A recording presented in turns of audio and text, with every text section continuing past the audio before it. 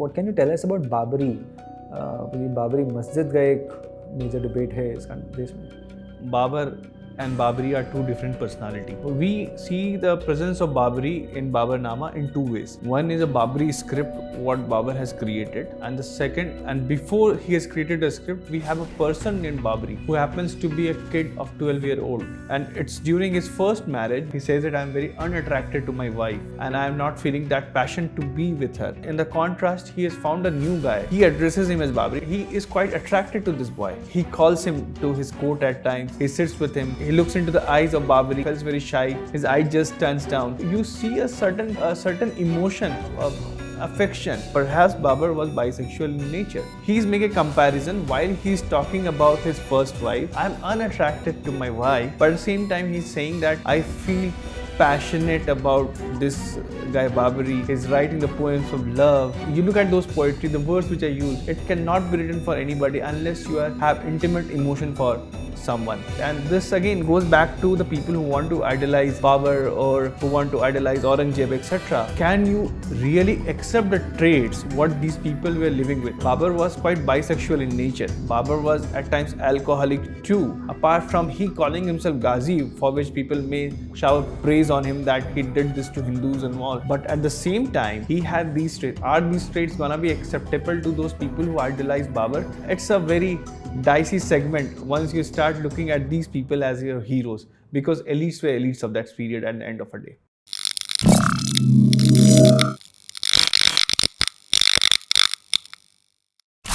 Hi, namaskar दोस्तों, मेरा नाम है Arjun Singh and welcome you to another podcast. Today we have with us Aabhas. Aabhas is a dear friend. He's an architect and he's also authored a book in 2019, the copy of which I had good fortune of reading, reviewing as well. The book was titled Modi Again, an ex-communist manifesto. But today, of course, Aabhas is here with us to discuss his new work, Babur, the Chessboard King, published by Penguin. But kitab ke alawa, we are going to talk about many other issues. We are going to talk about history, narratives, rewriting, or at least understanding the right narratives of our history, civilizational history, and so on and so forth. So, welcome Aabhas, welcome to the podcast. Thank you, Arjun. It's my pleasure to be here, and I'm looking forward to discuss not only about book but many other things related to historiography. Yes. So Aabhas, why don't you first tell us what's your journey? Where are you from? So, I relate my journey about historiography to have begun from the childhood itself, because my father is a historian, and I come from a very small town called Hazaribagh, which is known to be religiously volatile and quite polarized in the times of Ram Navami especially, because we have recently people would have known about the Hanuman Dhwaj, etc. But in Hazaribagh, we have always had this tradition of long, big Hanuman Dhwaj of say 50 feet, 30 feet, and there would be competitions among the people in Ram Navami whose Dhwaj is larger. And it would create at times communal rifts too for various known unknown reasons. And so my father, being a historian, always gave these anecdotes of history, whether it would be around the Mauryan Empire, then Guptas. He will tell the things, and then I would be very interested to listen to his extra classes which he would give to the students, because small towns have this very character that students often come to the teachers in the evenings to get to know more about, for multiple reasons. Many people can't attend the classes for the work which they do otherwise, and etc. यही तो वो कहते हैं ना, पुरानी परंपरा थी, गुरु शिष्य परंपरा, कि जो टीचर होता है उसका जॉब 9 से 2 या 9 से 4 बजे जब कॉलेज या इंस्टीट्यूशन में तब ख़त्म नहीं हो जाता था. He has to be present as a model figure 24 घंटे का, कि किसी भी अगर बच्चे को कभी भी कोई आवश्यकता हो तो बच्चा रीच आउट कर सके और उनसे सीख सके. That of course tradition is जी. और परहैप्स इसी कारण से जो छोटे टाउन है उसमें अभी भी वो ट्रेडिशन उस तरह से एग्जिस्ट करता है. आप हमेशा देखेंगे, चाहे वो नॉट मच इन स्कूल, लेकिन जो कॉलेज के विद्यार्थी होते हैं वो टीचर्स और प्रोफेसर्स के पास शाम में भी जाकर के कुछ और पढ़ने की कोशिश करते हैं, या उनको पहले समझ में नहीं आया. तो ये ट्रेडिशन मेरे घर पे भी होता था. एक वरेंडा हुआ करता था, वहाँ मेरे पिताजी बैठ जाएंगे और सारे स्टूडेंट्स बैठे हुए हैं, और मैं बड़ी रुचि से वो इतिहास के उन बातों को सुनता था, चाहे वो युद्ध की बातें थी, राजाओं की बातें थी। तो कहीं ना कहीं इतिहास मेरे अंदर एक रुचि की तरह पनप रहा था। लेकिन समय के साथ मैं भी बढ़ रहा था और मेरा रुझान मार्क्सिज्म में काफ़ी ज़्यादा हो गया था। और जो हिंदू सिस्टम होता है, इसको कई बार लोग बोलते हैं कि हिंदू सिस्टम बड़ा ओपन आर्किटेक्चर है, और जो ओपन आर्किटेक्चर सिस्टम होता है at times can lead to a lot of vulnerability. Even right now जब हम ओपन सोर्सेज की चीज़ें यूज़ करते हैं, they can be vulnerable. So being that ऐसा सिस्टम था दैट अगर आप ये ट्रेडिशन को नहीं भी फॉलो कर रहे हैं, then also it's fine, if you are doing this then also it's fine. And slowly I began to drift away from the Hindu tradition, और I got a feeling that perhaps ये सारी चीज़ें सुपरस्टिशन है, Hinduism is all about superstition, and I need to get rid of it, because when you are 13, 14, 15 and you are just infused to the idea of a little about the European art movement through the historiography or जो history के books आप पढ़ते हैं, and at the same time you also come across the science lectures which pushes you towards rationality. So a Hindu is almost many of our times certain to drift away from his tradition if he starts questioning it. It happened with me, and by the time I entered into architecture school, it had become a vogue for most of the people, and it did happen with me too, because architecture schools are a place where you are told to explore into more and more freedom of expression, because you have to create something which has not existed. So unless you explore into more and more into freedom of expression, here the medium is to sketch, here the medium is to draw, but you really think out of the boxes. At times somebody would be designing something with a cantilever coming 50 meters out. It is a very bizarre idea, but people would explore into those things. And those studies also take you to the literature of the art movements more in detail, say modernism, postmodernism. And the moment you get into postmodernism and modernism, you read about Jacques Derrida while reading about deconstructivism, then you may be taken back to the Marxism. And I choose this route of my own political ideology to be Marxism. I felt that शायद Marxism पूरी तरह से परिवर्तन लेकर के आ सकता है, और शायद मैं वो युवा चेंज मेकर रहूँगा जो परिवर्तन ला देगा। और इस चाह के साथ मैं सोचा कि शायद ये रास्ता मुझे सही मंजिल तक लेकर के जा सकता है। लेकिन it didn't take much long. By around say 2012 or 13, I was completely out of this trap. Or what happened? How were you out of this trap? So it was a study tour into Aanta Caves. I had gone there as a faculty in charge for certain students, and when I walked into the Aanta Caves, I saw something very unusual. And that unusual thing was that you enter into the caves and you step down. Step down as in there's a depression inside. Normally in the cave architecture you will find that those depressions are not there, but Ajanta has this unique feature that you step down, there's a large ditch inside. And in Ajanta Caves you would see a lot of interesting paintings with a lot of details. They are very elaborate paintings. These are not just you sprinkle color a little and there, but it's a very elaborated detailed artwork. And the color mode used for making those were organic in nature. And the source of light back then is only sun or the fire. So inside the caves you can't have sun for sure, right? You don't have electricity for sure, because it's happening 1500 years ago. And so you can't even use fire, because fire and the organic colors will create carbon, so the paintings will be gone, right? So there was one expert in that region called Professor Deshpande. He explained this phenomenon to me, which guide was unable to explain. He explained, and that still gives me a lot of goosebumps when I think about it. Basically, the Ajanta Caves faces south, so the shape is like a U shape, a horseshoe, and this U is facing the south. And in south, sun has got a certain direction where sun is quite high, and these guys, the monks, used to store water in those ditches. A certain period, for a certain time, they were able to get the sunlight reflected into the cave, and that's how they generated the light. And I was like, wow, the people whom I thought to be the superstitious lot were using the so-called Snell's law of reflection to generate light, which we architects have been fantasizing to do something in our projects. Can we bring light? But we always fail to do. And they did this to generate light to create those paintings. And that's where the backward journey began. I began to look into the Buddhist literature because Ajanta took me there. Buddhist literature to Upanishads. And once you start looking into the religious books, you are bound to look into the history of that period too. Because religious books are very much related with history and vice versa. So religions are nothing but the outcome of certain historical events of that period. So the Indic historiography had come into my eyes, or you can say that I was getting acquainted to it.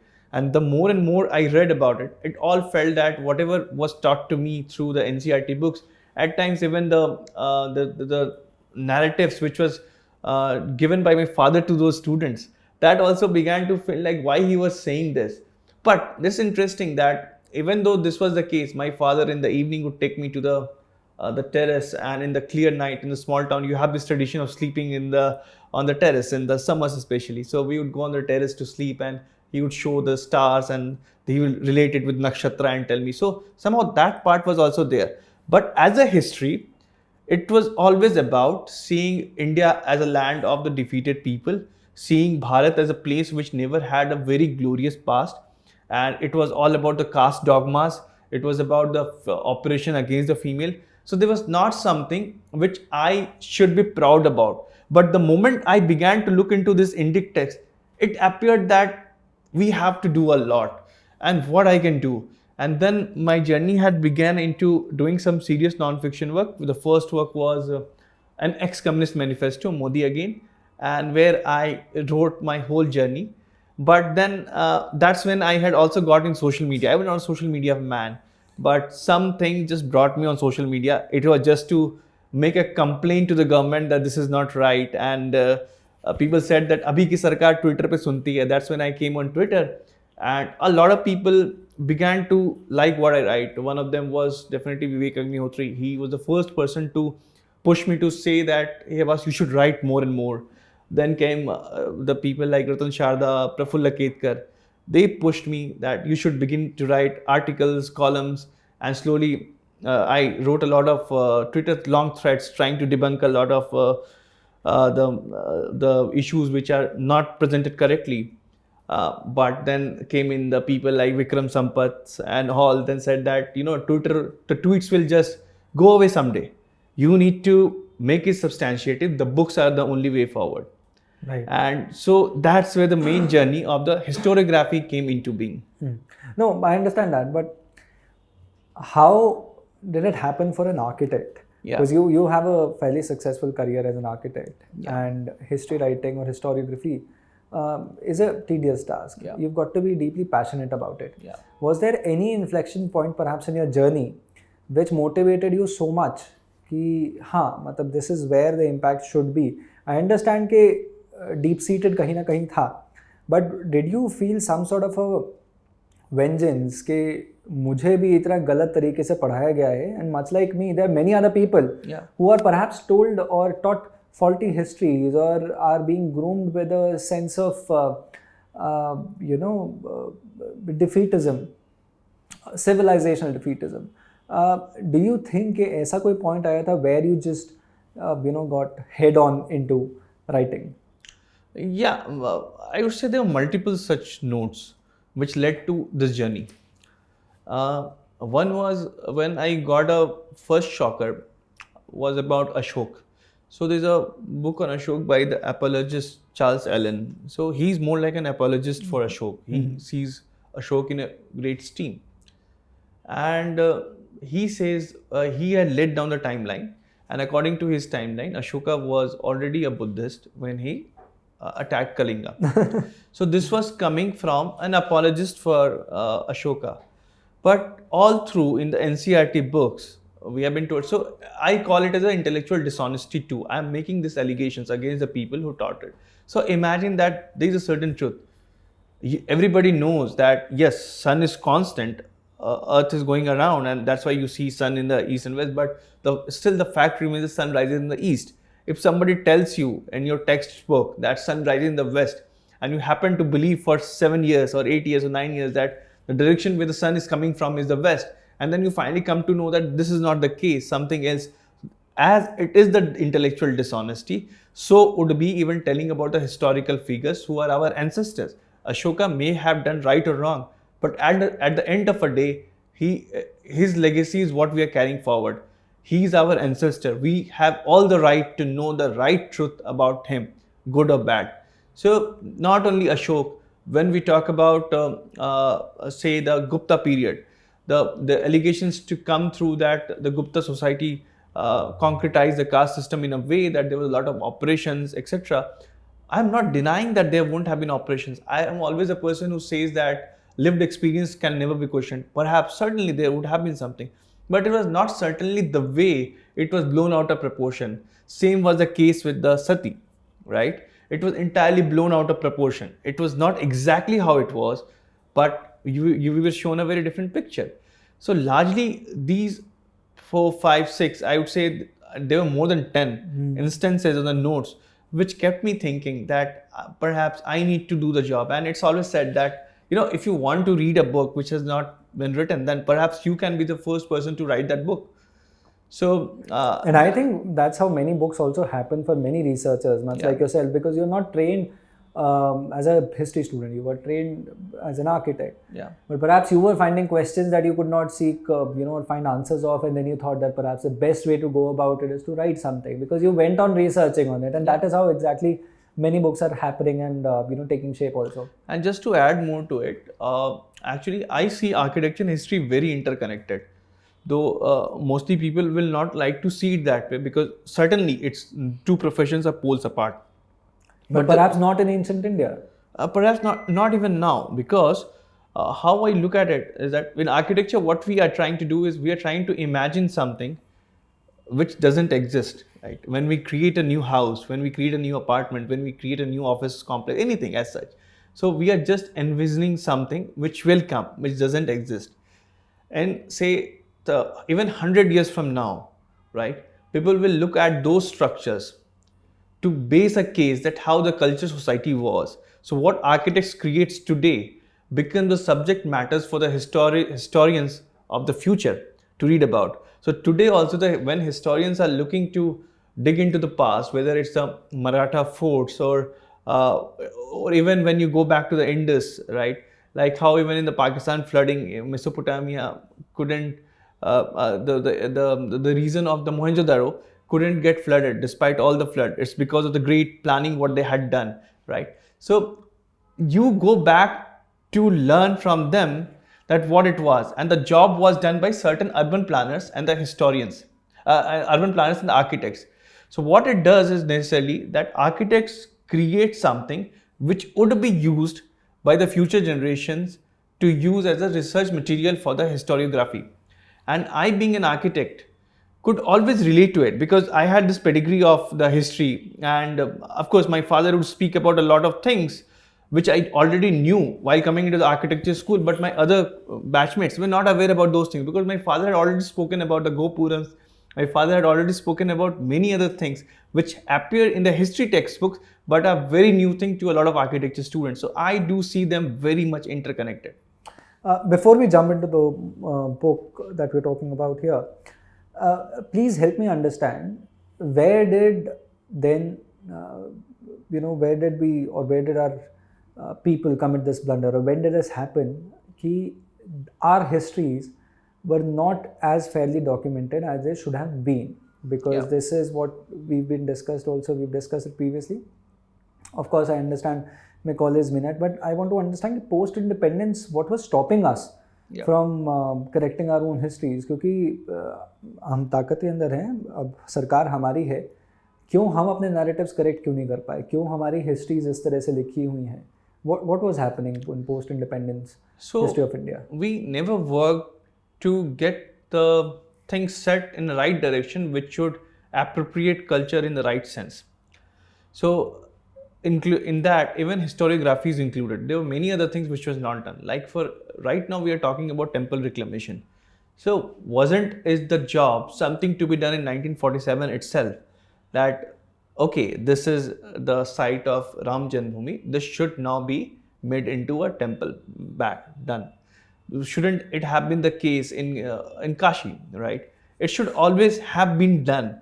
So likewise, there was always an attempt to not consider any culture related to the Hindus as something very precious or essential. And now, why history got ignored? Because if you dig into the past, Indian past, one may not like to hear it, but it will be a Hindu past, because it's the land of the Hindus at the end of the day, right? That's where, of course, the other religions came in later. It is the origin land of the Hindus.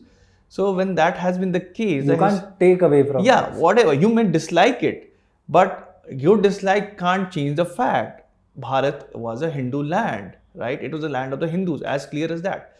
So that's the reason why many times the history was manufactured. When you manufacture history, it becomes a problem. Like, I'll give you one example. I would take the names too, like say Romila Thapar. So she has written this book on Somnath, which is now used by now newbie Romila Thapars. They want to become another one, and they use that book to build the case that Somnath was destroyed because Ghazni thought that this idol which is kept is the idol of the Al-Manat. Al-Manat was one of the goddesses who sat in Makkah, and around 360 or something idols were destroyed by the Prophet. And when they were destroyed, one idol was taken and brought into Gujarat, and they kept it here. So Ghazni did this not for the hate against the Hindus, but to destroy that Al-Manat, which is not good for him. So that was the case. Now she quotes a historian who is a secondary source, perhaps it's Farooqi. In the footnote you will see Farooqi and the year in which the book has appeared, it's 1920s or something. Then when you go back to the work of Farooqi, you will see that Farooqi is quoting some contemporary Muslim historian. And the Muslim historian is not making such a claim. He is very clear that Ghazni destroying it to break the idols. He is an idol breaker, and it's assault against the Hindus. The primary source is very clear. But the Romila Thapar floats an opinion, which even Farooqi is not subscribing to. Farooqi says, which is a secondary source, that few people say. He's not saying that Ghazni did for this reason. Even Farooqi was honest when he was talking about it. But our eminent historian chose to twist the fact in such a way. So this is what I call intellectual dishonesty.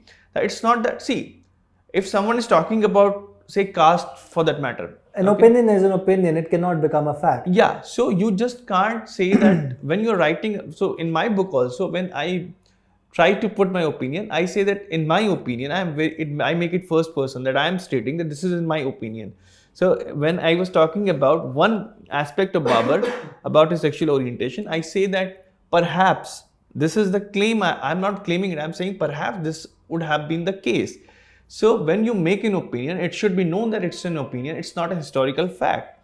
And post-independence, the projects were laid in a way which were mostly based on the work of discovery of India. And not to take away a lot of things from discovery of India, there are many good things in the book too. Like there's a lot of praise for Vijayanagar Empire. Vijayanagar Empire has been shown in a very good light in discovery of India, which the NCERT books don't do to that length. But yet, discovery of India too begins with the Aryan invasion theory.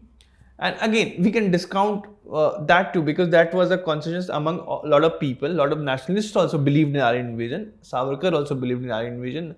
For a very long time, our nationalist historians also believed in Aryan invasion. But apart from that, then certainly the Indian society becomes a caste society. A society which had all but good things to offer, right? So what you're arguing is that post-independence, as a consequence of a larger Nehruvian consensus, yes, it turned into a Marxian consensus, yes, whereby our literature was being written, or our histories were written with a lopsided view. Yeah, and also it's the point to be noted is this, that we talk about Marxists all the time. But what was the view of Marx about the colonialists? That we say that Marx was anti-capitalism, right? That's why basically, if you ask that what is communism, the broad answer would be communism is antithesis of capitalism, right? But here we have seen Karl Marx praising England, the colonialist, for doing what they are doing in Hindustan. Karl Marx says that they are doing tremendous job by civilizing the uncivilized. So he is favoring a colonization. So even in Karl Marx's view, the indigenous people were not important. आज वो आ जाते हैं और बोलते हैं मूल निवासी किसी के साथ ये हो गया वो हो गया and this is what happened.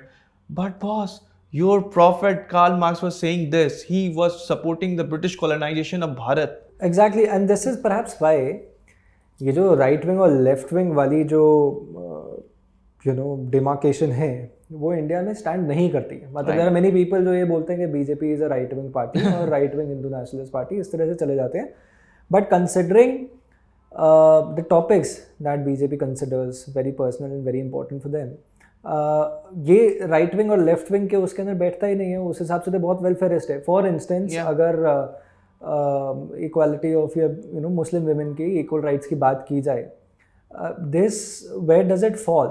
It's very much a egalitarian society के लिए venture करना, which is perhaps a left wing agenda, but it does not fall, or at least the left wing historians would not subscribe कि भाई ये BJP इसके बारे में कुछ कर सकती है.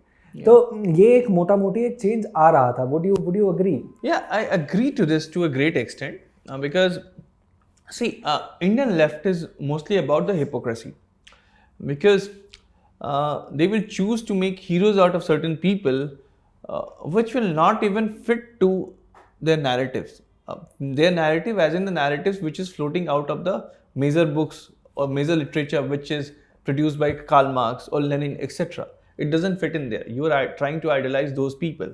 So just to bring this to the notice, because we just celebrated Women's Day, and here there was an instance back in 1925, somewhere in 1920s, where in USSR, that is Andijan, the place where Babur comes from, there the communists burned the veils in open, and they declared that this is about the women's right, and so International Women's Day also connects to that. But today the communists will stand with the people who support the veil, right?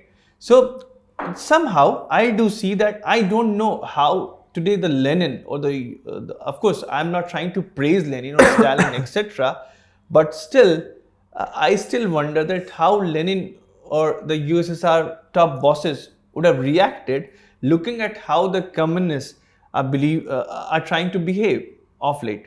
So they are not even standing to their own standings which have been showed in the past. And so coming to the BJP as a party, a lot of the policies which it makes, it is quite socialist in nature too. It is quite left leaning in terms of economy per se. It's not very right centric. And when it comes to the idea of looking at the society in terms of left and right, and when it began in the France, it was basically pro-monarchy and anti-monarchy, right? So the people who were pro-monarchy, they were supporting the church superstitions too, right? And what the BJP spouses to Hindutva, right? It subscribes to the Hindutva, and Hindutva was always a very progressive idea, an idea which supported scientific temperament. Like Savarkar was a very scientific temperamented holding person. He was not a person who will believe in the dogmas, right? He was a person who in fact fought the most for the caste, for stopping the caste discrimination. In fact, Dr. Ambedkar didn't do that much, as much Savarkar did through his pilot projects, etc. Right? So, in back then in the European era, the people like Galileo were suppressed. They were oppressed. They were persecuted because they were bringing a notion which was against the church, right? So the left of then was standing against what we say in our Indic tradition. It has been supporting science. We saw our rishis as the people who were discovering the scientific theories. A lot of scientific theories are embedded into the mantras and the sutras, etc. And this is what the so-called right or the Hindutva subscribes to. They support these ideas. So I don't know that what are they saying, because perhaps we align more to some ideas of those leftists who are progressive and who are saying that we stand against these church dogmas, right? So that's why this doesn't balance out well when we say that this is left wing or right wing, because we can't relate it with the Western terminologies. Fair enough. I consider this from many other point of views as well, and in many other domains as well, that 2014 is an important inflection point in civilizational history of Bharat. But how is 2014 important in terms of nationalist writing, according to you? Is it as important as I perhaps consider in many other domains? But what do you think about it? No, I do consider that certainly is one of the yield point or a point where some maximum is reached, and that's where the change starts happening or the things break down entirely. So it can be the case that there are two theories to it, or rather I would say two hypotheses, because theory is a proven thing. There are two hypotheses. One is that it's because the Modi government came, so the things changed, and the other hypothesis is that because the people woke up to the consciousness, the Hindu consciousness or the nationalistic consciousness, that led to the arrival of BJP. So in either of a case, 2014 certainly is a breaking point. It's a point where people realize that we need to go back to our civilizational ethos. We need to claim back everything what is ours, whether it is mandir, whether it's our culture, whether it's the soft power through the lens of a nationalistic point of view. Our soft power shouldn't be something which is disparaging our culture. Our soft power should always elevate the culture. So that consciousness has also led to creation of more and more books, because the creative projects are the results of the inspirations. When I see Dr. Vikram Sampath, I always feel very inspired. Look at the pace at which he has brought the Kashi book. That's amazing. I don't know who on this earth can finish such an amazing book, a writing book, in some 6 months or 7 months, and it also gets published. And no one can doubt the quality of the work. And so these people inspire us that they are working for a civilizational cause, and the works by Sanjeev Sanyal, the works by whatever Sai is doing. So they're a fabulous set of work which are gonna inspire many other people to do more and more. And largely all these people have had the past of doing some corporate jobs. They always were not the historians teaching somewhere in Delhi University, or they were not the people in Aligarh Muslim University, etc. But they were the people doing something else, but they took it on themselves to do something for the civilization and the culture. And surely because our economy has changed a lot, it also has to do a lot with why people are getting inspired to do something beyond their corporate jobs or beyond something which would fill their bills otherwise. So the change in economy also is leading to... I get your point. You've made two hypotheses, and I think both work perhaps in tandem with each other. Yeah. क्योंकि ऐसा नहीं है कि Hindu consciousness rise हो जाती है और उसके बाद लीडरलेस वो आगे अचीव कर पाती है. Had it not been for prime minister, ये चेंज इतना नहीं आता. अगर नरेंद्र मोदी जी प्रधानमंत्री ना बनते तो ये चेंज ना आता और हमें इतना सारा राइटिंग भी देखने को ना मिलता. आई रिमेंबर एक कॉन्वर्सेशन थी perhaps a couple of years ago, यही बात हो रही थी, everybody was telling about their work and sharing कि भाई उन्होंने कितने सारे चैलेंजेस फेस किए. But I think had the prime minister not been at the help, तो ये आप लिखने का स्कोप ही नहीं था. मतलब publishing doors and the industry would not really be welcoming you, क्योंकि वही हिस्ट्री राइटिंग का कल्चर रहा हुआ है देश का. And that's why I said that there are two hypothesis. I do see them as the two faces of the same coin. The coin is Hindu consciousness, जिसके दो फेस हैं. One is that now you also have the people in the power who can support your ideas, even if not openly, but you know that there's a place where there's a chance of using your freedom of speech to create the narrative which fits in for the Bharatiya narrative. So you can openly do it, but that may not have been the case at least 20 years back. Right. So now, how did this book come into picture? How did you get to, or why did you begin working on this project? Because I understand there's a series of books that you're working on. How did this happen for you? So one thing for sure, that Babur was always in the consciousness from childhood, because I give the example of religious polarization during Ram Navami, and because it is Ram Navami, and I was 4 years old when the incidents of Babri had happened. So and that's when you're 4, 5, 6, and then when you hear the words around with the people, somehow that always is embedded in your mind. It always carries forward, whatever those instances would be. So it was always a talk of a town through the newspapers, and which uncles would discuss that Babri mein ye ho gaya, and this is what everyone relate to Babur. And then getting to know about the Mughals through the NCRT books, that there were certain people who actually made India tied into one thread. Akbar is considered to be the first person to have tied whole Bharat into one thread. So all these things, so that always had kept me curious that who these people were and what they wanted to do. But the more and more, like I said earlier, when I was reading through the Indic history, I was getting myself more acquainted with our past in terms of the Indic narrative. So all these facades were falling. And it went to a great height when off late a debate was floating around that whether Mughals or Timurids made India Bharat richer. So I'm saying off late, but it's been some 5, 6 years. That's how the time flies, and you never know. So it was around 5, 6 years back when this debate came onto the TV channels where everyone is fighting, as if you say that, as if Aurangzeb or Chhatrapati Shivaji Maharaj is fighting the elections. And so they were making the place in the news channels. And India Today had put out a post where it said that India had GDP share of 25% when the Mughals were ruling. And they were quoting a source called Angus Madison.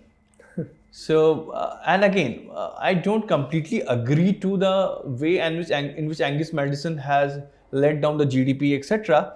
But if you are using it as a source, and then it was being quoted by multiple other big scholars too, that according to Angus Madison, India's GDP share was around 25% in the Mughal era. So I will use the same source, which says then that in 1000 AD it was 28%, and in 180 it was 32%. And then I will use the same source to further say that from 1500 to 1820 CE or AD, our GDP per capita growth, because GDP per capita gives you the measure of how rich the people are or how good the people are doing. So GDP per capita growth was largely negative only in one era, that is 1500 to 1820, right? It's negative. This is recorded in your appendix also. Yeah. So it means that the people, if you say that, okay, India GDP share was 25%, it means that the government which is ruling, which is the Mughals, right? Or the Timurids, to be fair and correct. So they are having the money, yet GDP per capita, as in people are becoming poorer. It's not constant, it's negative. So it clearly reflects that people were not being taken care of as it is being portrayed. And then the plethora, it was like it just kept opening. The more I read about the economic, and there's a very amazing book, the Cambridge Economic History of India, edited by Tapan Roy Chaudhary and Irfan Habib. So, which gives you a great insight into the Mughal Empire, the kind of extortions they did, the forced production, they hoarded a lot of money. According to Irfan Habib, Akbar was one of the biggest hoarder, right? He hoarded the maximum amount of money, and certainly at times people were not paid enough wage. They will get the work done, they will not be paid back. So all those points came out very clearly from these books. So I thought that perhaps this is a time should I start looking into the historiography of all these emperors, that what exactly was happening, how they were oppressing or how good they were doing with the people. And so of course, when you want to talk about the empire or the sultanate, the first thing which should be, it should be about Babur, because he's the founder, or he's the man who brought on these things which later on brought the most darkest phase of our era. I consider them to be one of the darkest phase. They were certainly not the golden era as most of the people want to look it at as. Okay. So you use the word Timurids instead of Mughals. I want you to tell us who was Babur, क्योंकि बाबर से just पहले सल्तनत empire was at its glory. Lodi dynasty थी और लोधी को हरा के बाबर आए. Who was Babur? Where was he from? What was his ancestry, and what was his motivation to come here? Yeah. So I will begin to answer from the last part about his motivation. So he had 4 motivations or 4 reasons to come into Hindustan, which he himself explains in Babarnama. A, he wanted to finish the unfinished agenda of Taimur. So what is that unfinished agenda? Taimur had 2 agendas which were unfinished. One was to have a rule in Hindustan, that is Al-Hind. Second agenda was to Islamize the whole world because Prophet Muhammad had instructed to do so. And this comes from the biographer or the court historian of Taimur. So it can be either, like he wants to establish an empire in Hindustan, or he wants to Islamize the whole world, and so Hindustan too. Second motivation was that he saw himself in the line of Ghazni and Gori. And he says that I am the third Tramontana invaders, or I would be that person who would invade and then rule as well in Hindustan after Prophet Muhammad. And the 2 earlier are Ghazni and Gori, and third is me. So a person who is making a claim that I am in the category of Ghazni and Gori, 2 of the idol breakers, like the Buthshikans. So you can imagine the psyche of this person, that what he is up to or what he actually wants to do. Third reason was, which he again explains in Babarnama, that Hindustan is a land where you get the people to work for you at ease. People are docile. They will do what you want them to do. They will not create trouble, and they are great artisans. And you have abundant flow of gold and silver in Hindustan. Gold and silver flows like anything. And that's why, in fact, many people say that Babur came and became one of us. But actually, Babur carried a lot of loot, and he has given the accounts in Babarnama that how much gold he's carrying, how much silver he's carrying, and to what place, to whom he's giving what. So he even had carried back the loot. And the fourth reason was, or the fourth motivation was, that the fear of the Shaibani Khan, his arch enemy.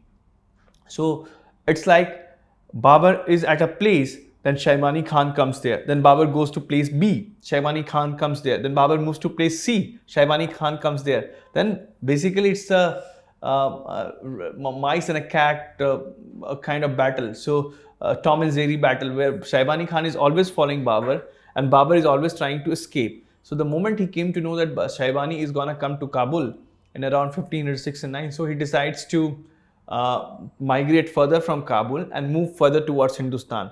So these are the 4 reasons which Babur had mentioned. But was it, so Babur was not a very successful general, because there's a larger idea that he wanted to rule over Samarkand. Yeah.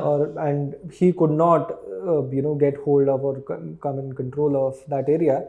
And having failed consistently, he perhaps moved towards India, or like you said, ke Khan wahan pe bhi aata tha, Khan wahan pe bhi aata tha. Would that be fair to say? Yeah, actually, and that's the reason why he's called the Chessboard King too. That a king of a chess is as powerful as till the time he is not faced a checkmate, right? Because he doesn't have power. He depends on the pawns. He depends on every other people on the board, right? So Babur was also dependent on his beygs, the great beygs and the generals who fought the battles for him. He couldn't consolidate his empire. He couldn't have more than one empire. He couldn't have more than one territory. He gets one territory, loses, moves to other, loses, moves to other. So each and every time he has one small territory. He never could succeed to be a large padshah or badshah as he would have liked to be. And coming to his lineage, which was the first part, that he considered himself to be a Timurid and not a Mughal, because had he been Mughal, so he had to come from the paternal lineage from the Genghis Khan side. He actually comes from, his paternal lineage is from the Taimur's line, and Taimur had founded an empire called Timurid Gurkhania, which we discussed earlier. So the empire also which he established was known as Timurid Gurkhania, not the Mughal Empire at all. Okay. Yeah. Okay. So ethnically, he is known as the Mughal. He has to be, but he recognized himself as a Timurid, a culture. It was more of a culture. So who began calling him a Mughal? The Europeans. The Europeans were the first one. So it's very interesting that Taimur Taimur had founded an empire called Timurid Gurkhania. Gurkhania means son-in-law, because he married into the house of the Genghis Khan, and so he took the title of the Gurkhania. and he wanted to become a Khalifa. So because he wanted to become a Khalifa, that Khalifa wala goal was for everybody. everybody, and it's very interesting that he wanted to become a Khalifa and he can't become one of them because he doesn't have that lineage, right? So that's why he propagated a mythology that I have got a divine right to do this and that, and the mythology gets propagated and people start to revere him as something powerful, and he has got the power in terms of through the religious point of view, and he also has got a power by marrying into the house of the Genghis Khan, where he puts his puppet into the power and starts controlling the Mongol Empire too. And the difference between Mongols and Timurids is that Mongols were very secular. Mongols were very secular people who killed everybody. They didn't ask that what religion you come from. So they were secular killers. And at the same time, the Timur had a distinction that, of course, he fought battles with the Muslims, but his main purpose was to Islamize the whole of the world. And the Mongol Empire was very sophisticated, very complex, and very upgraded civilization. It was actually a great one. And all the religions prospered under Genghis Khan. Of course, Genghis Khan is known to be the biggest persecutor of the Muslims, but the certain Muslims who gave him a title of defender of religion because he had saved a few too. So basically, whoever falls as his subject, he will take care of all of them. And so it further reflects that he was a very secular person. He was not a bigoted, or he was not a person who would kill in the name of religion. And the only two prohibition what he had in his empire for the Muslim, it was that you are not gonna slaughter an animal by halal. So, and you are not gonna practice Sharia. Apart from that, everything is fine. So the idea was that you are a Mongol, your tradition will be Mongol. Tradition as in the culture will be Mongol. Like we say in Hindustan too, that there can be some Indians who are Indian by passport, but will not be very fond of the Indian tradition. In the Mongol context, you will be persecuted, you will face the heat of the law, right? So it's very important to follow the culture of the Mongolite trade. And it was the Europeans who started to recognize Babur as the Mongol because his ethnicity happens to be Mongolite, because they have a common ancestor. So when did the Europeans begin calling him that? Right from that period. Right, 1500s or 1600s? 1600s onwards. So when the Europeans came to India, or when the English began coming to India? When the communication was between the Indians, or when the Europeans came in here, they addressed themselves, addressed the Timurids as the Mughals. Okay. So what you essentially established is कि Babur Ferghana Valley के आसपास वहाँ पे dominate करना चाहता था. He was failing to do so because of constant attacks from Khan, and eventually because he had two lineages, एक तो Timurid side से और दूसरा मुगल Genghis Khan की side से, and at the end of the day he began converging towards India. But one of the motivations that you would mention was कि घोरी और गजनी ने जैसे हिंदुस्तान पे आए, घोरी गजनी वर रेडर्स, लूटर्स, प्लंडरर्स, हिंदू धर्म के जितने भी मूर्ति हैं उसको तोड़ने वाले थे. Babur also had that motivation to loot, break our idols, loot, plunder and take back home, or was Babur motivated कि भाई किसी तरह से इंडिया पे अपना तख्त बादशाहत establish करनी है? He wanted both in a way that of course he wanted to establish an empire because he didn't have an empire. He was a throneless guy. He had no throne. So the first empire, or rather a kingdom which he could establish, was in Kabul. That is the reason why he wanted to be buried in Kabul, because Kabul is the place which gave him the maximum fame. For the first time fame came to him when he was in Kabul. So many people tried to make a claim that perhaps he got buried in Kabul because he hated Hindustan. So that would be a bit bold statement to make, because Kabul was a place which gave him all what he wanted to start with. He had been losing all along, right? He is thrown out of the place where he loses Samarkand after having conquering again. Then Andijan is also gone. So he keeps on losing the territories. And Kabul is the place where he for the first time finds a glory. In the Kabul, when almost all the Timurid princes have died, Sultan Husayn Bayqarah Mirza, he is also in the lineage of Timur. He is one of the strongest Timurid ruler. So he dies, and then after his death, the other powerful person from the Timurid clan is Babur. So all the cousins and everyone come together and says that, Babur is gonna be our Padshah. So he becomes the Padshah in the Kabul region. So he always remembered this place most of the times. And yes, the idol breaking would be a motive because he has clearly seen himself in the line of Ghazni and Ghori. But this was not the purpose that I will loot, I will humiliate the Hindus, because idol breaking had one of those purposes. What I will do beyond it, I will be here, I will establish an empire, and I will keep plundering if the need be.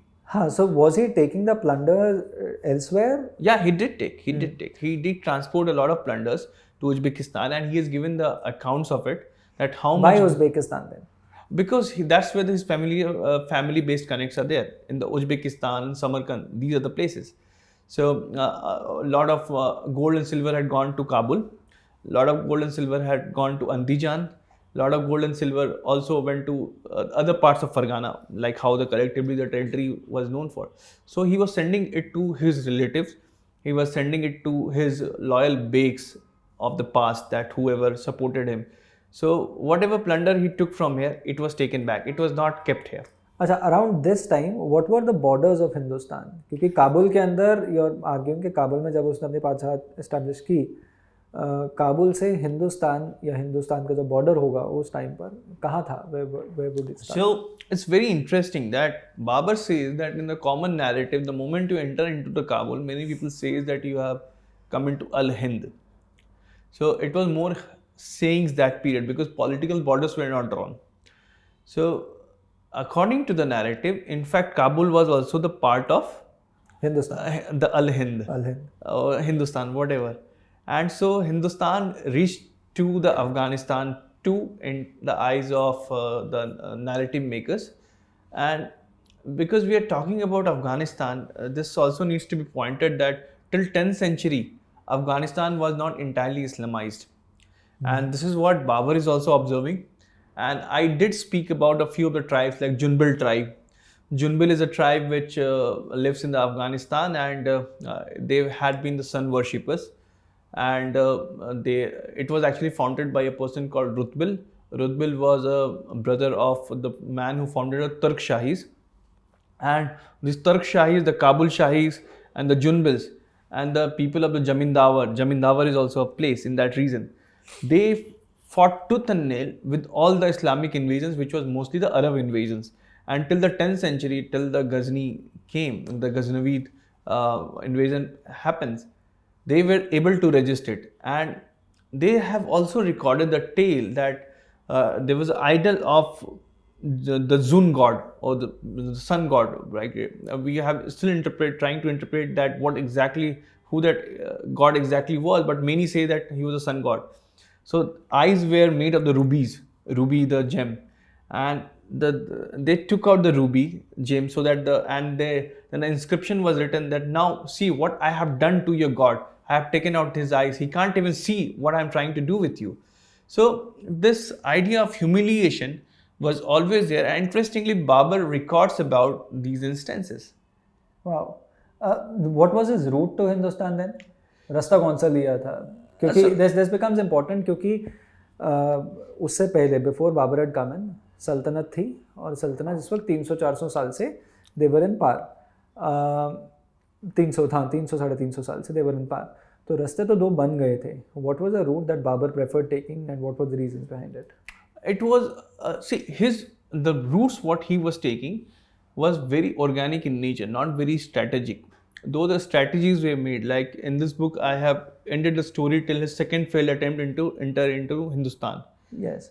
So the first attempt was made because he had reached Kabul and he has this aspiration to fulfill the Taimur's dream. So through Hindu Kush and all, I will enter into the terrain. And through that, just below the Kashmir, he will make an entry. Crossing the Indus River, he will get an entry into the Hindustan.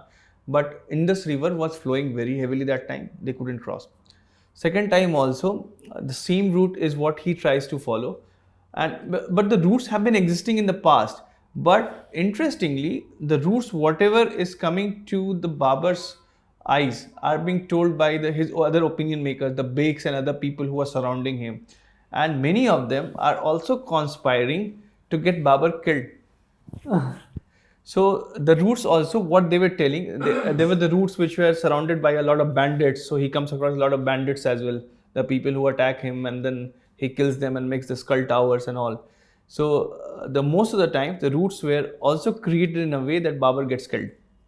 Okay, and he also rewards and awards these begs sometime later. Yeah, he keeps on. So he's quite stressful at times, that I do so much for these people, and you would see in Baburnama his words of regret that the people whom he trusted are not trustworthy because they always backstabbed him in many of our times.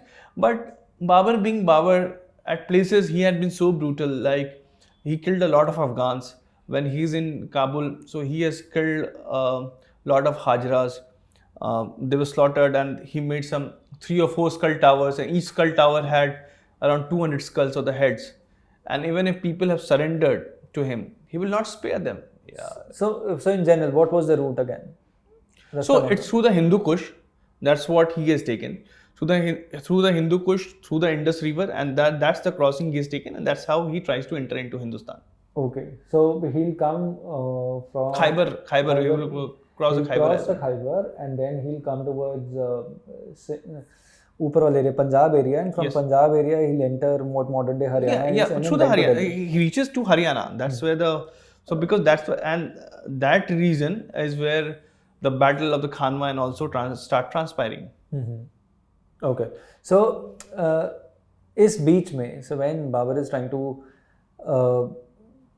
control the larger portion of, or at least enter in some way, would he, because हमने पहले भी देखा है कि जब भी कोई Islamic ruler या इन्वेडर आने की कोशिश करता है हिंदुस्तान में, he would send letters and किसी ना किसी तरह से उसको जिहाद आर्ग्यू करेगा. Was Babur also doing it? Letters to anybody else who were perhaps following the same religion, because he was contesting Lodi, who was an Muslim himself. So in fact, क्या ये जिहाद वाला idea या idols को तोड़ने वाला idea, was Babur also proponent of that? Not through letters, but certainly he was proponent of the jihad. Because letter was written to dislodge the Lodi. In fact, Daulat and Lodi ने भी पहले letter लिखा था. We have the contested opinion about Rana Sanga issue, which I will address in the sequel as well, that what exactly had happened. But there was no such letter exchange to do a jihad, right? But he was determined that he has to do the jihad. He was very clear about it, and that's why he took the title of Ghazi as well after the battle of around the battle of Khanwa. And he says that I am the Ghazi, and he has shown his hatred for the Hindus in general, and he said that the wretched Hindus have been killed, and he counts on the numbers of how many infidels he has killed. So he has been very clear in his agenda. He has been very clear in his path, what he will choose. That at the end of a day, it is a holy war. When you are fighting against the pagans or the Hindus, he is very clear that when he is fighting the Muslims, he is not calling it jihad. So he has very, very clear distinction. At times people would say that, he fought the battles against the Muslims too. Yes, I am saying it. In Kabul, he made the skull towers out of the Muslims, but he didn't call it jihad. The moment he is into Hindustan and he's fighting the Rajput warriors, he's calling it jihad outrightly.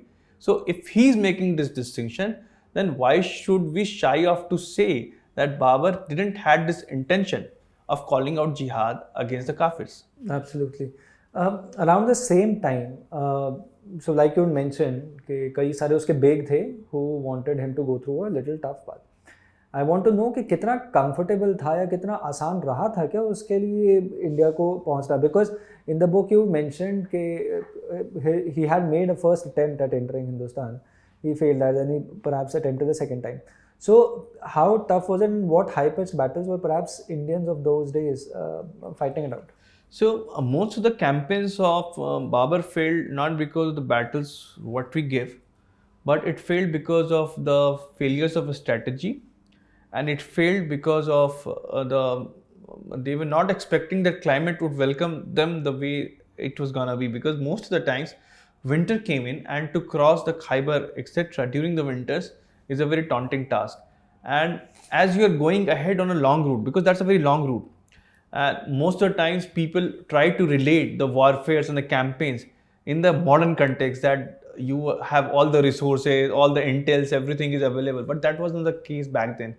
You never know that what the shift of the climate or the weather would be in next 3 days, and especially in those northwestern region.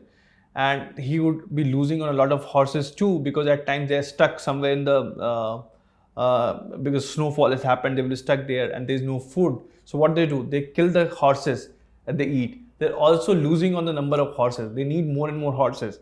So all these logistic issues and the problem of the climate made it even more challenging. So it had never been so smooth. He went to become lucky in the 5th attempt, which would be the final one, that these all adversaries didn't come his way. It was quite flawless, and the battle happened with the Lodi, and he could defeat him in the Battle of Panipat, and that's where his reign begins in Hindustan. And that perhaps you're covering in the second part of this very book. But then that brings us to Panipat also. Because I argue in my book, Land of the Gods, the story of Haryana, how this area of Haryana, जहाँ पे कुरुक्षेत्र है and the 48 कोस का जो क्षेत्र है, was land of Indic civilization, but it became a battleground of civilizations, because anybody who was coming from the northwestern part to perhaps raid India or loot India would follow generally the same, यही रास्ता लेंगे, तो दिल्ली से जाएंगे, दिल्ली से आगे उत्तर प्रदेश से आगे कहीं पे भी जाना है. एंड यहाँ पर बड़े कॉन्सिक्वेंशियल युद्ध हुए, एंड विच इज़ वाई जो इपॉक डिफाइनिंग बैटल्स करेंगे, लेट्स से हम फर्स्ट बैटल ऑफ पानीपत की बात करते हैं 1526 में हुई, जिसमें बाबर ने लोधी को हराया. वो कैसे, what was transpiring then, and is it true कि जो बाबर की पहला युद्ध था उसमें लोधी को हराने के बाद वहाँ पर कोई मस्जिद बनाई गई? हाँ, पे काबुली मस्जिद है हमारे पास. सो दैट मस्जिद was also made in the memory of his wife Kabuli. Okay. And so the in general Kabul and Kabuli मतलब she was from that region. So it becomes very interesting that region has because this people also came from northwest, right? So eventually the region of the Panipat always was a battleground. This region, whether it's in Panipat or a bit upward, this always saw a lot of battle, a lot of skirmishes. And yes, when he came in here after the battle was done, he built a mosque for his wife, and it was called it is also known as right now also known as the Kabuli Mosque. And then, but we don't have much record for the destruction of temples by Babur. One reason for this is that he didn't stay here for very long because he died very soon. And the second is that he had not been able to make a very strong hold back then. It was not very powerful. Empire was not of that size. हाँ, in fact उससे पहले temple destruction बहुत हो चुका था. सीताराम गोयल जी ने काफ़ी fair documentation किया 1800 के आसपास. कि नहीं, उससे पहले भी दिल्ली सल्तनत के टाइम पर ही इस पूरे क्षेत्र के अंदर बहुत टेम्पल डिस्ट्रक्शन हो चुका था. Fair enough. So Babur second part is going to cover के जो बाबर हिंदुस्तान में जब आ गया था उसके बाद उसका कितना बड़ा उस कार्यकाल रहा है और उसने उसमें क्या क्या काम किए थे. But bringing to the conversation we were having earlier during this podcast conversation, you were talking about nationalist history writing. Writing a book on Babur after so many years, Baburnama तो एक translated version usually चला ही आ रहा है. It perhaps stands in the same lineage as other nationalist historians, and I believe that you are perhaps writing it from that point of view. क्योंकि जिस तरह से जादूनाथ सरकार, आरसी मजुमदार की किताबें हैं, उसी के तौर पर आप मुग़ल इतिहास को दोबारा से लिख रहे हैं और उसको समझने का प्रयास कर रहे हैं. हाउ टीडियस इज इट, और do you realize what challenge perhaps lays ahead of you? I do see, because in fact, as of now, when I was writing the introduction of this book, perhaps the introduction itself has reeled a lot of people. They are in trouble because they are not able to digest a few facts like what I brought about the Taj Mahal. So, because I'm speaking about Taj, so I will elaborate a bit on it. That Taj was built at the cost of or rather Taj was commissioned, because people still get emotional about it and say that perhaps the structure already existed and all. I don't know the truth, so I will not make a claim that whether it was existing a structure or not, but it was commissioned, whatsoever it may be. So it was commissioned for a cost of rupees 4.18 crore silver rupiah, or silver coins. Rupiah was a term for a sikka or the coin. And that's when Shah Jahan has brought a devastating famine into the Deccan, Malwa and Gujarat. And that famine has killed around 7.4 million people. So, death of 7.4 million people for a famine which was created by Shah Jahan, because he's trying to teach lesson to his rebellion governors of that region, who actually have got tied hands with Adil Shahis, who are the enemy of the Mughal Sultanate, right? So in order to teach the lesson, he goes and destroys the crops. He, as in his army, goes and destroys the crops. They destroy the land parcel. So eventually, these were the reason which were giving him revenue to 53%. So if you produce, Malwa happened to be one of the most fertile land. The fertile land which gives you 53% of the revenue, which is a big chunk to take care of all the things. So if it passes to your rebels, so the opinion was that why will it be with rebels? If it is not with me, not with them too. So it destroyed all the things. And that led to, coupled with the no rainfall that time, it brought a very devastating famine, which is known as the Deccan Surat famine of 1630-31. Which killed around 7.4 million people. And the eyewitness accounts are so devastating. They say that, like Peter Mundi was a person, he visited the place and says that people are eating from the excreta of the dead. The people are selling out the child as a slave, so that at least by being the slave, they will be alive. People are trading goat meat for the dog meat, and so on and on. So such is the life. And it became quite discomfortable to a lot of people to come across with the fact that Taj was built while India was suffering from such a famine, and he's building a mausoleum for his wife, who also died in a very pathetic condition, and that too at a cost of almost 4 crore silver rupees. When 7.4 million have died, we say that Churchill was a genocide maker. He killed around 3.4 million, while the population of India was much larger. Here you have around 7.4 million people killed, and the population is much more lower. Still, the hypocrites who will call the names to Churchill. Of course, Churchill is no friend of Indians, but why should we keep on singing the praise to the people like Shah Jahan? So of course, as you go about, as your next books come out, I think the larger argument of the barbaric nature of the Mughal Empire will perhaps come more, clearly, and it will be more vivid for the next generation readers and the next generation writers as well. Great, great conversation. Quite enjoyed myself, Aabhas. Thank you very much, and congratulations for this book. And Vivek sir has written a glorious blurb. And I wish you all the very best. I do recommend all my viewers as well as people who are listening to this podcast, do buy this book. This is Babur, the Chessboard King, published by Penguin India, written by my friend Aabhas. Thank you very much, Aabhas, for being here. Thank you. My pleasure.